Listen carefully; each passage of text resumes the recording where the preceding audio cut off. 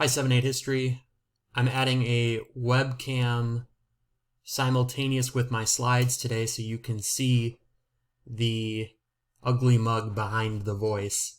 I hope simply that this adds to your comprehension and it makes it easier to watch, to listen, pay attention, and understand when you see the voice, so to speak.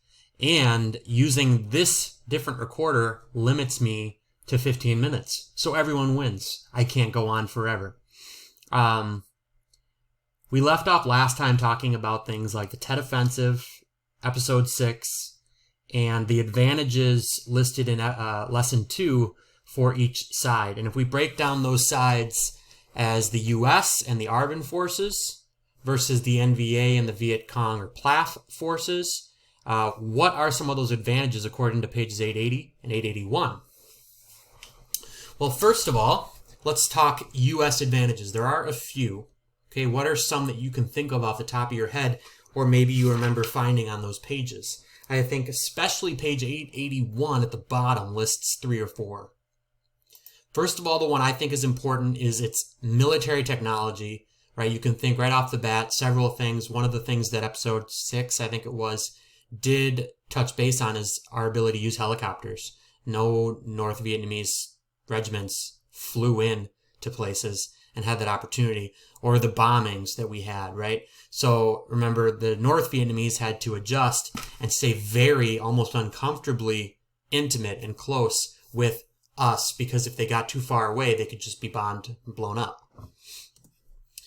To that same point with the bombs, we had tremendous firepower and dropped an immense amount of explosives, napalm, as well as our artillery on the ground, which again, the funding at home available to pay toward this, because Johnson considered it a priority, much to the dismay of reformers like Martin Luther King Jr., who wanted that on at-home social programs.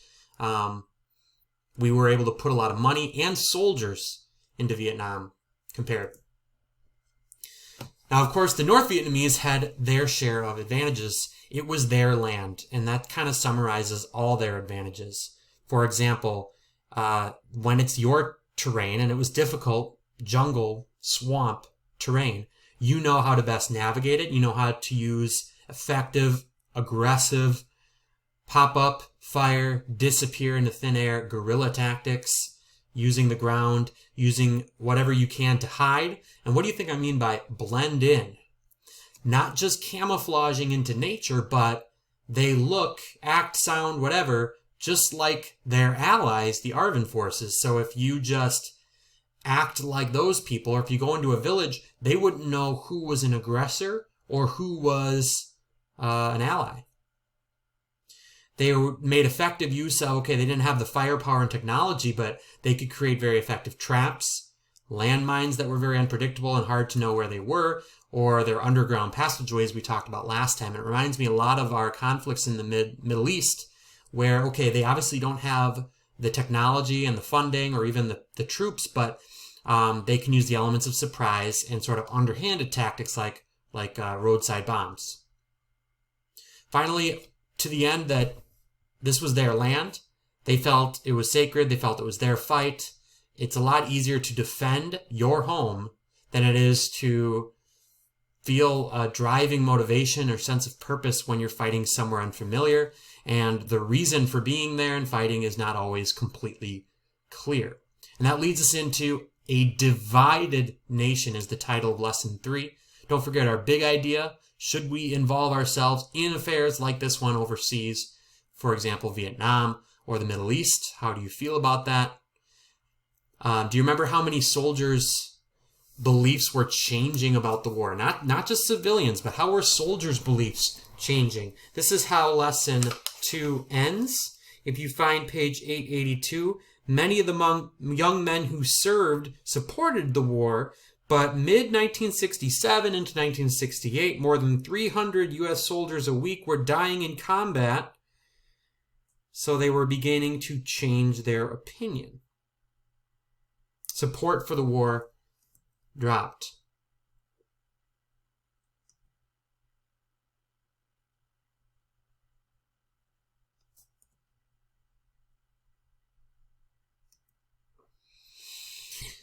Remember the SDS, or the Students for a Democratic Society, and the March on Washington? These were concepts we talked about in chapter 28 when we talked about the fight for civil rights. We have opposition to a lot of things going on in America right now, both racism, segregation, and also involvement in Vietnam. Why and how are the different ways there were Americans opposing this conflict overseas? Why? Well, the graphic video coverage had never been seen in real time, right? We see these brave reporters even on the ground. One even in the video gets shot in the leg. Some shrapnel, I think, fires up and hits him. He's bleeding. They're right on the ground. We're watching the Tet Offensive and the fight in Saigon with our very own eyes. And we're seeing things that the public had never seen before. And it was a lot harder to support something when you saw the brutality yourself. There was some suspicion that the threat of communism had been exaggerated, was being pushed further than it really legitimately could be. And we talked about Martin Luther King felt this money, right? There's only so many dollars and cents, and it should be allocated instead toward helping people at home. Johnston felt, though, that this was the biggest priority right now. There were anti-war protests. The March on Washington included anti-war. It could even get violent at times. So if you had to choose one, okay, do you understand civil rights movement from chapter 28? Is that before, precede? Is it the same time, coinciding with Vietnam? Or is it following?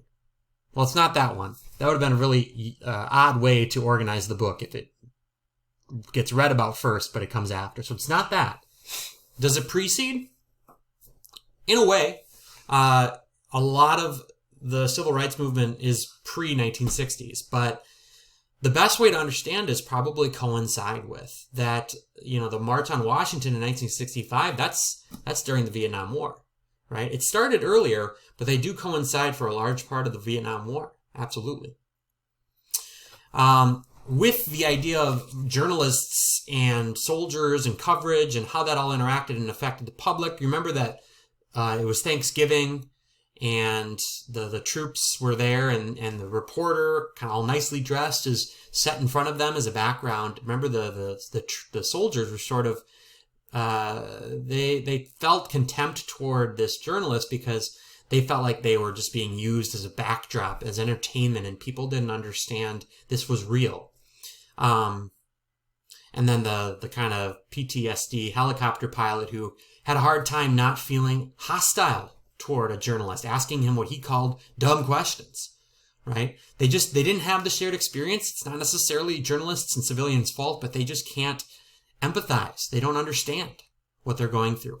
We had the slide last time, touching base on episode 6, and it's addressing the Tet Offensive. Tet is the Vietnamese New Year that had a ceasefire. Everyone agreed we would not fight that night in all the previous years of the war, but in this year, the North Vietnamese decided to launch a full-on offensive to hopefully stir up rebellion from everybody there and also fight themselves.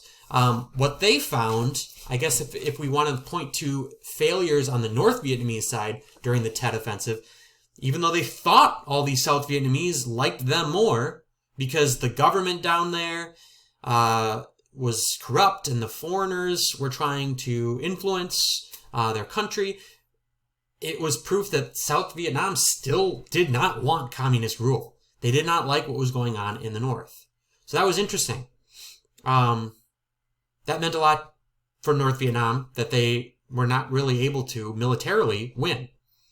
South Vietnam and the U.S. probably took a lot of encouragement from both putting down this rebellion, even though it was on a surprise basis and was very well thought out and was supposed to be huge for North Vietnam. And they probably really appreciated the support in South Vietnam and what it meant that they did not rebel the way that the North had wanted.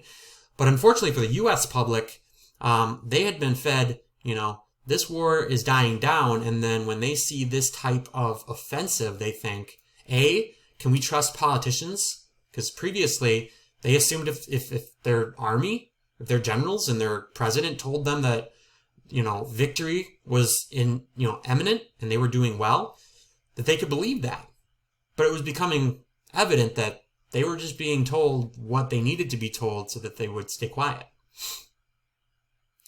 You see a lot of comparisons to the Delaware crossing in the Revolutionary War, where Washington used the holiday of Christmas to his advantage to harness the element of surprise. Of course, the United States, or the Americans, were on the offensive in that war, in that instance, and in this case, it was the Vietnamese. The quote that even the French had used back when they had colonized Vietnam and were dealing with their rebellions, Westmoreland too says, "There's light at the end of this tunnel," right? And reporters and the public are starting to wonder, okay, but how long is this tunnel? And evidently very long, when in 1968 they see the North is still very much enthusiastic about fighting. So what was the year? One could no longer say most Americans support the war, which, despite what it seems like in the video, was still the case up until 1968. That's when the tide starts to turn, and you couldn't say majority. It doesn't mean that there's less who do support than don't, but there is not a majority. Okay? Oops. 1968 is an eventful year for a lot of bad things, not just the Tet Offensive, but the Democratic National Convention, where they're choosing their Democratic candidate, because surprisingly on March 31st, which was yesterday, in 2020, in 1968, even though he was eligible, this would be like Trump deciding I'm not going to run, right? He had won the first year, or the first window, his first term, and he decided not to volunteer for the next one. It seems like he's been in president for a long time. Well, that's because he picked up Kennedy's term too. So he's been in office for 6 or 7 years, but he was still eligible for a second term. He chose not to, so people like Eugene McCarthy tried, but he was failing. Robert Kennedy, who is John F. Kennedy's brother, is surging toward what looks like a victory and even wins the California primary, which is a huge occasion. He had been Attorney General. But that night when he had won the California primary, June 5th, 1968, this guy, Sirhan Sirhan, assassinates Bobby Kennedy. And we see that devastation in the video, and just this, just imagine how people were feeling. I feel like it's sort of like us dealing with all the school shootings. It's just, why is this happening so much right now? What do we do about it? What's wrong with us? The Democratic National Convention, where they're trying to find a candidate now, they don't have Bobby Kennedy, they don't have Eugene McCarthy, they don't have Johnson. They have Johnson's vice, who is not extremely popular because of his support for the war, but Hubert Humphrey ends up winning the candidate place. But you'll see in the next episode, this primary here in Chicago deeply divided the Democratic Party. People were vocally protesting both inside the room and outside. There were riots in the streets in Chicago because of everything going on, because of Johnson's previous leadership, the recent assassinations and all this. So you see a map here in the right corner, if I'm not covering it too much. Red marks Nixon. So he has a pretty decisive electoral victory. You can see he won most states besides maybe the Northeast and Texas. No surprise, Illinois, after the Democratic just meltdown there in the convention and what all was seen. So Nixon wins, but the popular vote is very close. It's the electoral vote that ends up making it more of a win. And George Wallace enters the race as sort of a segregationalist, and he manages 45 electoral votes. He runs in what's called the American Independent Party. Nixon wins saying, I'm going to end the war with my secret plan. I want you to be thinking about, what does that say about this candidate, that his platform is based on secrets? What kind of a man is getting elected into office? He had been the vice president previously as a Republican, and now he's finally winning the candidacy to be the president. And we'll see what kind of a man he is. He gets to lead the country through the end of the war, and what sorts of scandals follow him around. Thank you for listening today. I made it in just under 15 minutes. Make sure you take your Google quiz.